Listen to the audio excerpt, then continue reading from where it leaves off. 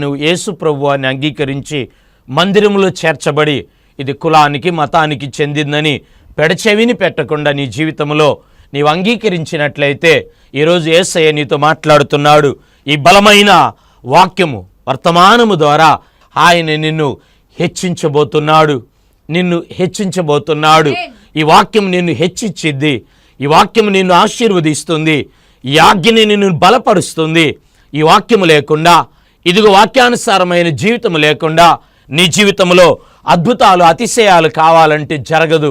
యోసేపుని దేవుడు హెచ్చించాడు. ఐగుప్తు దేశంలో ఒక చిన్న కూలివాడుగా చేరాడు. ప్రియులారా, దావీదు గొర్రెలను కాసుకొని ఓ చిన్న గొర్రెల దగ్గర చిన్నవాడిగా ఉన్నాడండి. అయితే దేవుడు ఇశ్రాయేలీయులకు 40 సంవత్సరాలు రాజుగా నియమించాడు. నీ జీవితంలో నీవు చిన్న ఉద్యోగం చేస్తున్నావా? కొద్ది పనిని నువ్వు చేస్తున్నావా? నీ ఇల్లు చాలా చిన్నదా? నీ కుటుంబంలో ప్రియులారా చాలా వ్యవస్థ చాలా చిన్నదా? ఈరోజు దేవుడు మాట్లాడుతున్నాడు. ఆజ్ఞను గైకొంటావా? ఉపదేశాన్ని మర్చిపోకుండా నీవు జీవిస్తావా? యేసయ్య దగ్గరికి వస్తావా? హృదయంలో చేర్చుకుంటావా? నిన్ను హెచ్చించబోతున్నాడు. ఎక్కడో పడిపోయావు, ఎక్కడో నలిగిపోయావు, ఎక్కడో దిగజారిపోయావు, ఎక్కడో పోగొట్టుకున్నావు.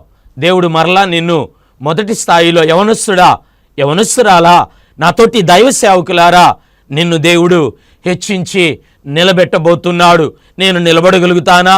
నేను హెచ్చింపబడతానా? మరలా నా స్థానం నాకు వస్తుందానని నీవు ప్రశ్నగా ఉన్నావు.